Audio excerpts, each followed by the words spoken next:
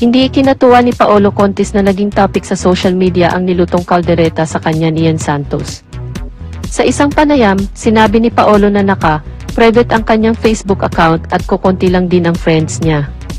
Kaya pakiramdam niya ay na-traitor siya ng isa sa mga ito nang i-repost ang kanyang status ukol sa ulam. Maliban dito, na beast mode din ng aktor sa dami ng mga nambash sa ginawa niyan. Git niya, masyado na raw itong pakikialam sa buhay ng may buhay. Masyado ng pakikialam sa buhay ng may buhay, imutok ng kapuso aktor. Ang punto ni Paolo, nagmagandang loob lang nga siyan na padalhan siya ng kaldereta kung ano-ano pa ang sinasabi ng ilang bashers.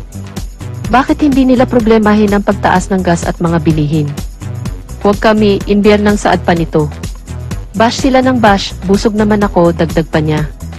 Inamin naman ni Paolo na napaparami ang kain niya kapag siyan ang nagluluto ng ulam.